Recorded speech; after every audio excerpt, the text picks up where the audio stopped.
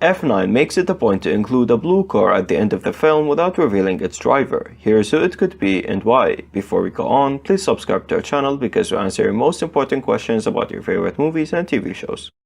The ninth installment in the franchise, which is directed by Justin Lin, sees Dom reuniting with his estranged brother Jakob. The film includes a lot of familiar faces from the past films, including the Tokyo Drift crew, but the arrival of the blue car at the end of F9 hints at the arrival of another beloved character who has been off the grid for a while.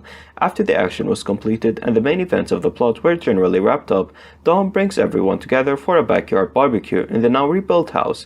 As per usual with Dom and his family, they hang out, and just as they're about to say grace over food and beer, Dom points out that there is an empty chair, to which Mia confirms by saying he's on the way. A car is then shown pulling up to the house with a mystery person driving. The car is obviously a blue Nissan, which suggests that the identity of the driver is none other than Brian, who watched over his and Dom's kids in F9, but was noticeably absent during the barbecue. Of course, Brian has driven a multitude of cars over the course of 7 films, but some of the most famous ones he's taken out for a spin include a variety of blue Nissan GTRs and other models, and the appearance of this exact car at the end confirms Brian is still around. The Fast and the Furious franchise has been without the late Paul Walker since Furious 7 following the actor's untimely and tragic death in a car accident. He was filming Furious 7 at the time of his passing, so it was dedicated to Walker's memory and officially retired the character from the adventures Brian and Dom so often got up to. However, the fact that the filmmakers chose to retire Brian instead of killing him off suggests that there has always been a possibility of bringing him back in some capacity in the future.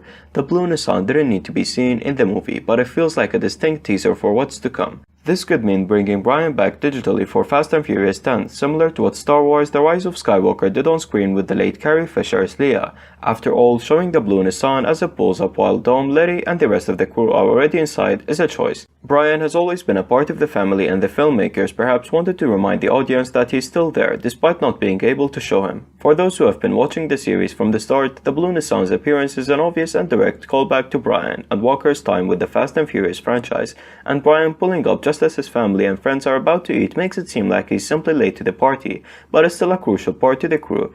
It's a brief moment, but the decision to have it in the movie ensures that Brian's presence in F9 is still felt no matter what. Thank you very much for watching, drop a like and tell us down below what you think.